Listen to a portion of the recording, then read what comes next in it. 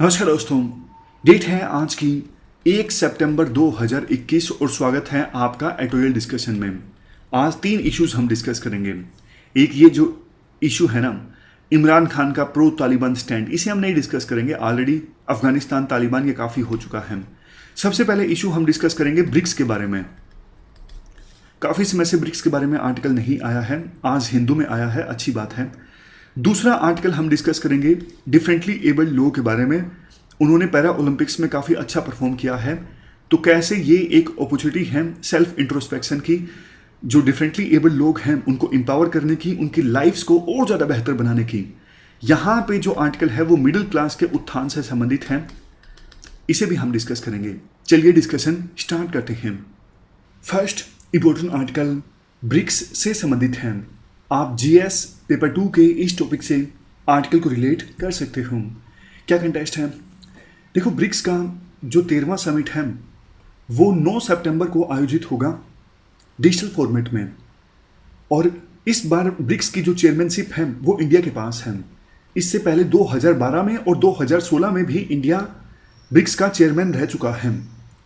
BRICS में देखो 5 members हैं, Brazil, Russia, India, China, south Africa. Chairmanship जो है बारी बारी हर एक मेंबर के पास आती रहती है। तो ये जो ब्रिक्स का 13वां समिट ऑर्गेनाइज होगा सितंबर में, उससे पहले देखो ब्रिक्स के विदेश मंत्रियों ने आपस में मीटिंग की थी जून में, और ब्रिक्स के जो एकेडमिक फोरम की मीटिंग है वो भी इस पिछले महीने, यानी आज तो पहली तारीख है ना, सितंबर है, तो पिछले महीने अगस्त के स्टार्टिंग में एक ब्रिक्स के एकेडमिक फोरम की मीटिंग ऑर्गेनाइज हुई थी। तो राइटर कहते हैं ब्रिक्स की जो एक्टिविटीज़ हैं एकदम से बढ़ गई हैं। इस वजह से विभिन्न एक्सपर्ट्स को मौका मिला है ब्रिक्स को इवेल्युएट करने का कि अभी तक का ट्रैक रिकॉर्ड कैसा रहा है और फ्यूचर में ब्रिक्स की भूमिका कैसी रह सकती है। देखो, वर्ल्ड की जितनी टोटल पॉपुलेशन है ना, उसमें से 42% तो ब्रिक्स की ही है, मतलब इन 5 देशों की है 42% पॉपुलेशन वर्ल्ड की टोटल पॉपुलेशन की। और वर्ल्ड का जितना टोटल एरिया है उसमें से 30% एरिया तो ब्रिक्स के मेंबर कंट्रीज़ का है। टोटल जितनी जीडीपी है वर्ल्ड की 24% जीडीपी ब्रिक्स के मेंबर कंट्रीज़ की है, और जितना टोटल इंटरनेशनल ट्रेड होता है 16% तो इन्हीं ब्रिक्स के मेंबर कंट्रीज़ का होता है। ब्रिक्स के बारे में हाल ही में हमारे विदेश मंत्री एस जयशंकर ने एक बहुत इंपॉर्टेंट टिप्पणी की थी। उन्होंने कहा था ब्रिक्स जो है वो देखो एक यंग एडल्ट की तरह है, एक ऐसा एडल्ट जिसे अब अपनी रिस्पॉन्सिबिलिटी का आभास है, एक ऐसा एडल्ट जिसके व्यूज़ जो हैं वो अब कॉन्क्रीट हो चुके हैं।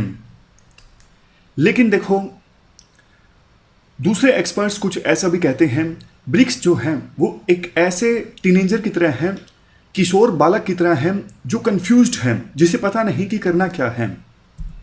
अलग अलग पर्सपेक्टिव्स हैं अलग अलग एक्सपर्ट्स का ब्रिक्स के बारे में, बट कुछ एक्सपर्ट्स ये भी बोल देते हैं कि वास्तव में आज के समय में ब्रिक्स मैटर भी करता है, क्योंकि ब्रिक्स के मेंबर कंट्रीज में आपस में ही बहुत सारे स्ट्रेन्स हैं। जैसे इंडिया और चाइना के बीच में रिलेशंस आपको पता है, लद्दाख में बॉर्डर डिस्प्यूट के कारण काफ़ी ज़्यादा खराब हैं।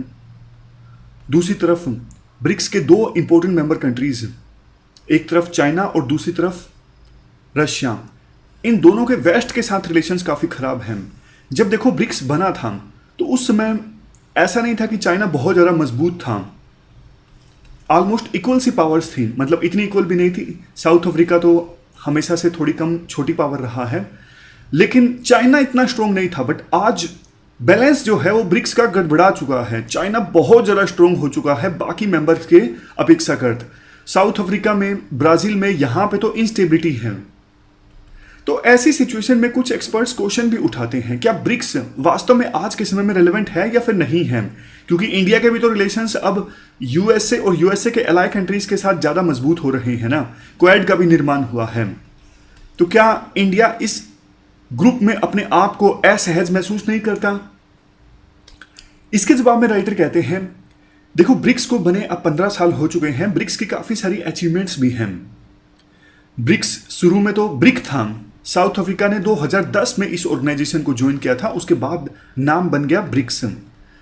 तो ब्रिक्स ने एक प्रकार से ग्लोबल नॉर्थ और ग्लोबल साउथ के बीच ब्रिज इस्टेब्लिश करने का काम किया है। ग्लोबल नॉर्थ कौन से? ग्लोब में जो ऊपर के देश हैं, वेस्टर्न कंट्रीज हैं, जो डेवलप कंट्रीज हैं। ग्लोबल साउथ में कौन से? अफ्रीका में, एशिया में, साउथ अमेरिका में, ये जो गरीब या फिर लो इनकम कंट्रीज है ना, या फिर इमर्जिंग इकोनॉमीज हैं, ये सब आते हैं ग्लोबल साउथ में। तो इन दोनों ग्रुप्स के बीच ब्रिज इस्टेब्लिश करने का काम किया है ब्रिक्स ने। इसके अलावा कुछ अचीवमेंट्स, जैसे न्यू डेवलपमेंट बैंक इस्टेब्लिश किया गया है, एक फाइनेंशियल स्टेबिलिटी नेट इस्टेब्लिश किया गया है कंटिजेंसी रिजर्व अरेंजमेंट के तौर पर। ये किस लिए है कंटिजेंसी रिजर्व अरेंजमेंट? मान लीजिए जैसे देखो 1991 में इंडिया ने balance of payment crisis face किए थे। अगर ब्रिक्स का कोई भी member country balance of payment crisis face करता है तो यहां से इस रिजर्व से मदद मिल सकती है। नेक्स्ट, ब्रिक्स के मेंबर कंट्रीज मिलके एक vaccine research and development virtual centre establish करने वाले हैं।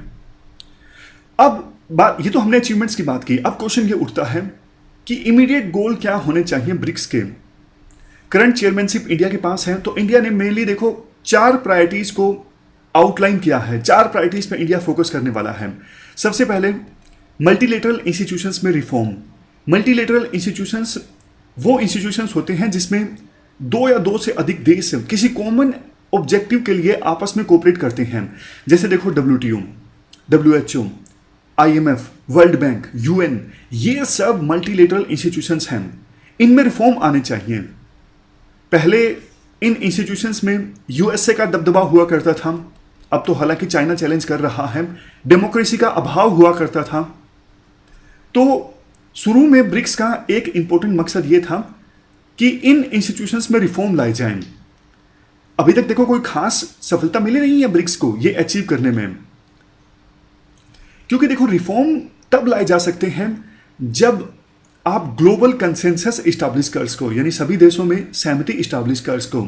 लेकिन आप बताइए, जैसा क्लाइमेट है, USA और चाइना के बीच में जैसी टेंशंस हैं, क्या ऐसी सहमति हो सकती है? आपको लगता है? नहीं। इसका आंसर है नहीं। नेवरदलेस इंडियन ऑफिशियल्स ने ब्रिक्स को एक बात यह दिलाई कि ब्रिक्स का जो निर्माण हुआ था वो देखो USA की डोमिनेंस के अगेंस्ट हुआ था। यूनिपोलर वर्ल्ड ऑर्डर इस्टेब्लिश हो गया था, तो ये देश एक साथ आए थे ताकि US की डोमिनेंस को चैलेंज किया जा सके। अगर देखो सीधे सीधे शब्दों में बोला जाए तो ब्रिक्स USA के काउंटर डोमिनेंस के तौर पे आया था, बट अभी चाइना की भी काउंटर डोमिनेंस जरूरी है। ये इंडिया ने साफ तौर पर नहीं कहा, लेकिन इनडायरेक्ट कहा। नेक्स्ट प्रायोरिटी इंडिया की ये होगी कि ब्रिक्स के मेंबर कंट्रीज के बीच कोऑपरेशन को इंक्रीज करना टेररिज्म से लड़ने के लिए। देखो आतंकवाद जो है यूरोप, अफ्रीका, एशिया, दुनिया के हर एक पार्ट को प्रभावित कर रहा है। और अभी तो अफगानिस्तान में जो कुछ देखने को मिल रहा है, पूरे वर्ल्ड ने देखा कैसे टेररिज्म जो है आने वाले दिनों में इंक्रीज हो सकता है। तो अब सिर्फ रिटोरिक से काम नहीं चलेगा, बोलने से काम नहीं चलेगा, अब एक्शन लेना होगा अगर वास्तव में ये 5 देश जो हैं वो टेररिज्म से निपटना चाहते हैं। लेकिन देखो दुखद बात ये है, चाइना जैसे देश हिचकिचाते नहीं है। जब तालिबान का कब्जा नहीं हुआ था अफगानिस्तान में, उससे पहले भी चाइना ने तालिबान के साथ बातचीत स्टार्ट कर दी थी। तालिबान के लीडर्स के साथ मुलाकात की थी चाइना के फॉरेन मिनिस्टर ने। ये काफ़ी ज़्यादा दुखद है। इस कंटेक्स्ट में आवश्यकता ये है कि ब्रिक्स जो है वो एक effective counter terrorism action plan draw करें ताकि स्पेसिफिक स्टेप्स लिए जा सकें रेडिकलाइजेशन से लड़ने के लिए। इसके अलावा आतंकवादियों को फंडिंग मिलती है और आतंकवादियों के द्वारा इंटरनेट का मिसयूज किया जाता है अपनी एक्टिविटीज़ को स्प्रेड करने के लिए। इनसे भी लड़ने के लिए BRICS counter terrorism action plan establish किया जाए, जो ये सितंबर में समिट ऑर्गेनाइज होगा ब्रिक्स में, इसमें फाइनलाइज हो सकता है ये BRICS counter terrorism action plan. इसके बाद बात करें अगली 2 प्रायोरिटीज़ की, वो है सस्टेनेबल डेवलपमेंट गोल्स को अचीव करने के लिए टेक्नोलॉजिकल और डिजिटल सॉल्यूशंस को प्रमोट करना। सबसे लास्ट में पीपल टू पीपल कोऑपरेशन। देखो अभी तो कोविड-19 चल रहा है, तीसरी वेव जल्द आ सकती है, तो आना जाना तो अभी भी उतना आसान नहीं होगा जितना कोविड से पहले था। अभी तो सिर्फ डिजिटलाइजेशन और टेक्नोलॉजिकल टूल्स एक माध्यम है पीपल टू पीपल कोऑपरेशन को इंक्रीज करने का। लेकिन SDG को अचीव करने के लिए टेक्नोलॉजिकल और डिजिटल सॉल्यूशंस, इस मामले में ब्रिक्स के मेंबर कंट्रीज आपस में अच्छा खासा कोऑपरेट कर सकते हैं। चाइना, इंडिया, ये ऐसे देश हैं जिन्होंने कोविड-19 से निपटने के लिए काफ़ी मतलब डिजिटल इनिशिएटिव्स लॉन्च किए थे। जैसे हमारा जो इनिशिएटिव है कोविन, सरकार ने कहा है हम इसको बाकी देशों के साथ शेयर करने को तैयार हैं। बहुत अच्छा प्लेटफॉर्म है, हम वैक्सीनेशन के लिए रजिस्टर करते हैं। इसके अलावा देखो, राइटर ये कहते हैं ब्रिक्स के मेंबर कंट्रीज के बीच ट्रेड और इन्वेस्टमेंट भी इंक्रीज करने की आवश्यकता है।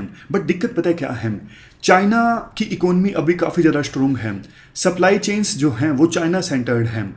लेकिन कैसे चाइना उन सप्लाई चेन्स को अपने फ़ायदे के लिए इस्तेमाल करता है, ये कोविड-19 के दौरान पूरी दुनिया ने देखा। तो ऐसा नहीं कि ट्रेड जो है वो एक देश पे फोकस्ड हो, इंटरनल बैलेंस इस्टेब्लिश होना चाहिए ब्रिक्स के मेंबर कंट्रीज के बीच ट्रेड के मामले में, और जो रीजनल वैल्यू चेन्स हैं उनको स्ट्रेंथन किया जाए। पॉलिसी मेकर्स को डाइवर्स एरियाज में ब्रिक्स के मेंबर कंट्रीज के बीच कोऑपरेशन को इंक्रीज करने के लिए काम करना चाहिए, जैसे agriculture, disaster resilience, digital health, traditional medicine, custom cooperation. Last में आर्टिकल में ये कहा जाता है, देखो ब्रिक्स के ये 5 देश नाम जो 4 कॉन्टिनेंट से हैं, ये आइडिया काफ़ी ज़्यादा अच्छा था। शेयर्ड ऑब्जेक्टिव्स को अचीव करने के लिए, मतलब कॉमन इंटरेस्ट को अचीव करने के लिए ये देश एक साथ आए थे, और सभी देशों ने पॉलिटिकल कैपिटल भी इन्वेस्ट किया इस इनिशिएटिव में, इस ग्रुप में। लेकिन अभी जियोपॉलिटिक्स चेंज हो चुकी है और काफ़ी सारे चैलेंजेस ये ग्रुप फेस कर रहा है। जैसा हमने शुरुआत में भी डिस्कस किया, चाइना काफ़ी ज़्यादा स्ट्रोंग हो चुका है, इसलिए इस ग्रुप में इनबैलेंस काफ़ी ज़्यादा आ चुका है। चाइना की पॉलिसीज काफ़ी ज़्यादा एग्रेसिव हैं, स्पेशली इंडिया के अगेंस्ट, हमने देखा लद्दाख रीजन में। और ये ग्रुप पहले जो यूएसए की हेगमनी को चैलेंज करने के लिए बना था, सोचा यह गया था, डिसाइड ये किया गया था ग्लोबल साउथ से, यानी जो गरीब देश हैं उन देशों से सपोर्ट कैपिटलाइज करेगा ये ग्रुप। बट देखो, इस ग्रुप ने इवन गरीब देशों की मदद करने के लिए भी कुछ खास नहीं किया है, कि जो ग्लोबल साउथ के देश हैं उनके सपोर्ट को ये देश ले सके, इसके लिए उन्होंने कुछ खास किया नहीं है। तो अभी जो समिट ऑर्गेनाइज होगा सितंबर में, एक सेल्फ इंट्रोस्पेक्शन की आवश्यकता है मेंबर कंट्रीज को कि हमें क्या करना चाहिए ताकि इस ग्रुप को हम सफल बना सकें। चलते हैं आगे। इसके बाद नेक्स्ट आर्टिकल पैरा ओलंपिक्स से संबंधित है। आप जीएस पेपर 2 के इस टॉपिक से आर्टिकल को रिलेट कर सकते हो। 30 अगस्त को पैरा ओलंपिक्स में इंडिया ने 5 मेडल्स जीते, इंक्लूडिंग 2 गोल्ड। रियो 2016 में जब पैरा ओलंपिक्स ऑर्गेनाइज हुए थे, तब देखो इतने तो टोटल मेडल्स आए थे इंडिया को पिछले पैरा ओलंपिक्स में, और उतने मेडल्स तो इंडिया ने इस बार एक ही दिन जीत लिए। तो सभी इंडियंस और persons with disabilities proud feel कर रहे हैं इंडिया की इस अचीवमेंट पर। बट देखो, हम क्या कुछ सीख सकते हैं, ये जो हमारी अचीवमेंट है कि हमने पैरा ओलंपिक्स में इतने ज़्यादा मेडल्स जीते हैं, हम कैसे इस अपॉर्चुनिटी का इस्तेमाल कर सकते हैं डिफरेंटली एबल जो लोग हैं हमारे देश में, उनकी लाइफ को और बेटर बनाने के लिए, उनको एम्पावर करने के लिए। देखो, ये एक ऐसा मौका है, हम डिफरेंटली एबल्ड लोगों को देख रहे हैं पैरा ओलंपिक्स में खेलते हुए। देश के सभी लोग महसूस कर सकते हैं कि उनकी भी इच्छा है कि देश के गौरव को इंक्रीज किया जाए, देश को प्राउड महसूस किया जाए। अभी सस्टेन मीडिया अटेंशन जो उन्हें मिल रही है, तो बाकी जो डिसेबल्ड लोग हैं, डिफरेंटली एबल्ड लोग हैं, उनको भी काफ़ी अच्छा महसूस हुआ है। उनमें कॉन्फिडेंस आया है कि हम भी कुछ कर सकते हैं।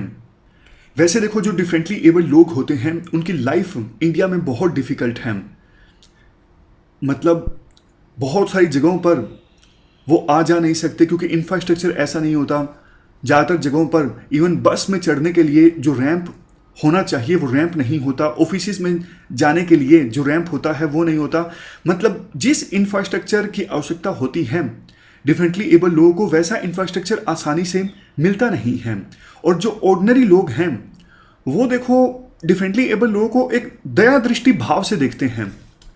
उनकी सिर्फ इसी आइडेंटिटी पर फोकस किया जाता है कि वो दिव्यांग हैं, जबकि देखो किसी को भी सिर्फ इस आइडेंटिटी से देखना सही नहीं है। एक इंसान में बहुत सारी आइडेंटिटीज होती हैं, बहुत सारे टैलेंट होते हैं। बाकी टैलेंट को इग्नोर करके सिर्फ इसी बात पे फोकस करना कि हाँ भाई तुम डिफरेंटली एबल्ड हो, इससे उनकी जो डिग्निटी है वो काफ़ी ज़्यादा हर्ट होती है। राइटर तो देखो इवन ये भी कह देते हैं, ये जो लैंग्वेज है ना, मतलब अब डिफरेंटली एबल्ड बोला जाता है, इस लैंग्वेज से तो ये लगता है जैसे इनके पास कोई एक्स्ट्रा सुपर नेचुरल पावर्स हैं। ऐसा कुछ नहीं है, सिर्फ उन्हें एडिशनल सपोर्ट की आवश्यकता है। वो बाकी सिटीजन्स की तरह ऑर्डिनरी लोग हैं। काफ़ी तरह के स्टीरियोटाइप अटैच कर दिए जाते हैं डिसेबल्ड लोगों के साथ। देखो राइटर अपने आप को खुद वो डिसेबल्ड हैं, तो वो अपने आप को डिसेबल्ड कहना ज़्यादा पसंद करते हैं बजाय के डिफरेंटली एबल्ड। जैसा उन्होंने इस पॉइंट में बोला भी कि लैंग्वेज जो है वो डिसेबल्ड को डिफरेंटली एबल्ड के तौर पे प्रेजेंट करती है, तो कुछ लोगों को लगता है उनमें जैसे सुपर पावर्स हैं, सुपर नेचुरल पावर्स हैं, तो वो बार बार अपनी लैंग्वेज में डिसेबल्ड वर्ड का इस्तेमाल करते हैं।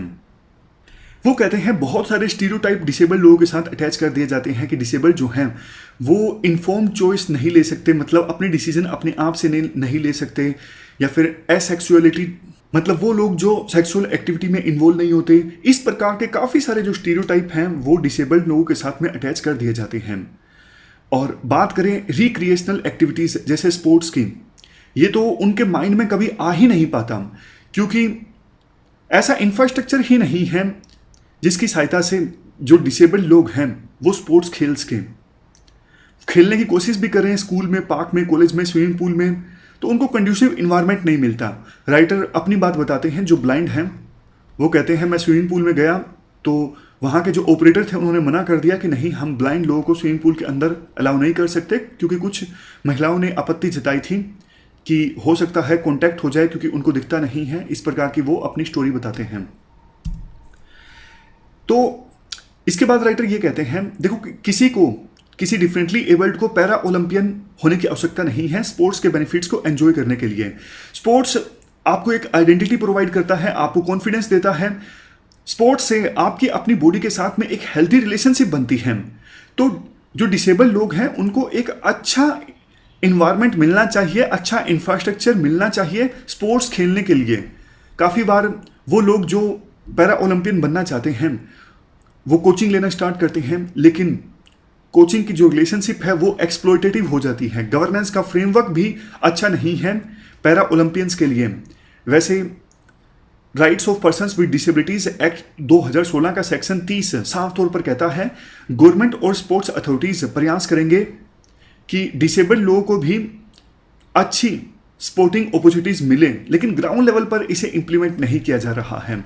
हमें इंफ्रास्ट्रक्चर फैसिलिटीज को रीडिजाइन करने की आवश्यकता है ताकि जो डिसेबल्ड लोग हैं वो भी उन फैसिलिटीज को एक्सेस कर सकें, अवेल कर सकें।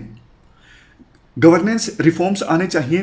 Para Olympics committee of India में अभी इस कमेटी की हेड हैं दीपा मलिक, जो कि medal winning farmer para Olympian हैं। जो देखो बाकी लोगों को ओलंपिक्स में मेडल जीतने पर इनाम मिलता है, उतना ही पैरा ओलंपियंस को भी इनाम मिलना चाहिए। जैसे हरियाणा सरकार ने 6 करोड़ दिए नीरज चोपड़ा को, उसी प्रकार से दूसरे जिन्होंने गोल्ड मेडल जीते हैं पैरा ओलंपिक्स में उनको भी 6 करोड़ ही मिलने चाहिए, मतलब इक्वल रिवॉर्ड मिलना चाहिए।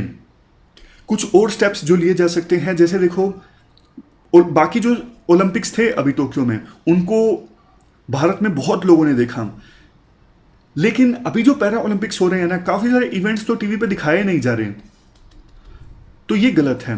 जिसके पास भी ब्रॉडकास्टिंग राइट्स है ना, वो मैच जरूर दिखाएं। और जब सोशल मीडिया पर या फिर टीवी मीडिया पर पिक्चर्स हों तो वो डिसेबल फ्रेंडली होनी चाहिए, ताकि इवन ब्लाइंड लोग या फिर जो लोग नहीं सुन सकते हैं वो भी, उनको भी पता लग जाए क्या हुआ है। लास्ट में राइटर कंक्लूजन में एक बात ये बोलते हैं, देखो वो पैरा ओलंपियन जो मेडल जीत रहे हैं उनको एडमायर करना ये आसान है, बट इस अपॉर्चुनिटी को इस्तेमाल करना रिफॉर्म्स लाने के लिए, चेंज लाने के लिए, डिसेबल लोगों को एडिशनल सपोर्ट प्रोवाइड करने के लिए, ये मुश्किल काम है जिसे करना है हमें। तो ये पूरा आर्टिकल हमने डिस्कस किया। चलते हैं आगे। अगला आर्टिकल हमारा मिडिल क्लास से संबंधित है। आप जीएस पेपर 3 के इस टॉपिक से आर्टिकल को रिलेट कर सकते हो।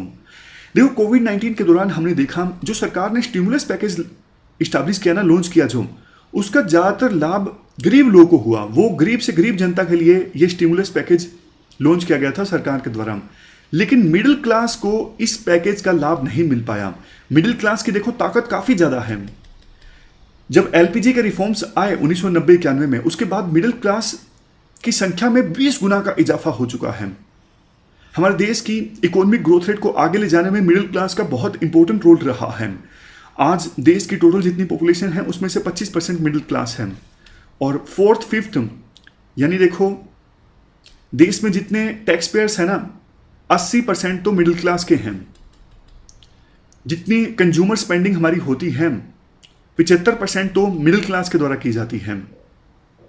बट दिक्कत ये है कोविड के चलते कुछ रिसर्च ये कह रही है कि मिडिल क्लास की संख्या में, मतलब जितने लोग मिडिल क्लास में आते हैं उनकी संख्या में 1/3 की गिरावट देखने को मिल सकती है। पहले अगर 100 लोग थे मिडिल क्लास में तो अब 33 कम हो जाएंगे कोविड-19 के कारण। बड़ी दिक्कत है। बहुत सारी दिक्कतें हैं। देखो रूरल और अर्बन अनएम्प्लॉयमेंट रेट जो है वो काफ़ी ज़्यादा हाई है। 30 अगस्त 2021 को ये थी 8.13%। तो इस अनएम्प्लॉयमेंट रेट ने मिडिल क्लास को बहुत परेशान किया है। अकेले जुलाई में 3.2 मिलियन यानी 32 लाख लोगों ने अपनी जॉब खो दी। सैलरीड लोगों की हम बात कर रहे हैं जिनको पहले सैलरी मिल रही थी। पेट्रोल और डीजल के दाम काफ़ी ज़्यादा बढ़ गए हैं और इस वजह से इन्फ्लेशन काफ़ी ज़्यादा बढ़ी है। देखो दिक्कत ये है ना, जब फूड आइटम्स में इन्फ्लेशन काफ़ी ज़्यादा बढ़ जाती है तो जो मिडिल क्लास के लोग हैं ना उनका ज़्यादा खर्चा फिर फूड आइटम्स पे हो जाता है। फिर वो बाकी चीज़ें नहीं खरीदते हैं। नॉर्मल से नॉर्मल जो ज़्यादा चीज़ें हैं, ड्यूरेबल आइटम्स मान लीजिए मोबाइल, फ्रिज, टीवी, वो नहीं खरीदते हैं क्योंकि उनका ज़्यादा खर्चा तो फूड प्राइसेस पे हो गया इन्फ्लेशन बढ़ने के कारण। राइटर ये भी कहते हैं मिडिल क्लास मुश्किल में है। इसका सबूत तो देखो ये भी है, काफ़ी सारी ऐसी स्टोरीज हैं कि मिडिल क्लास के लोग अपने फैमिली सिल्वर या फिर गोल्ड ज्वेलरी को बेच रहे हैं हॉस्पिटल्स बिल्स पे करने के लिए, स्कूल फीस, सोप रेंट, इन चीज़ों के लिए। तो मिडिल क्लास जो कि ज़्यादातर खर्चा करते हैं वो खर्चा नहीं करेंगे तो फिर इकोनॉमिक सिचुएशन कैसे इंप्रूव होगी, ये राइटर क्वेश्चन उठाते हैं। मिडिल क्लास को अब देखो रिस्क भी नहीं लेना चाहते। बैंक डिपॉजिट जो हैं वो 2020-21 में 11.4% इंक्रीज हो गए, जबकि सोच के देखिए इंटरेस्ट बैंक इतना नहीं दे रहे हैं फिर भी बैंकों में डिपॉजिट इंक्रीज हो रहा है। इसका सीधा सीधा मतलब तो ये हुआ ना कि मिडिल क्लास के लोग अभी रिस्क लेने को तैयार नहीं है, खर्चा करने को तैयार नहीं है, तभी वो अपना पैसा जो है वो बैंकों में जमा करवा रहे हैं।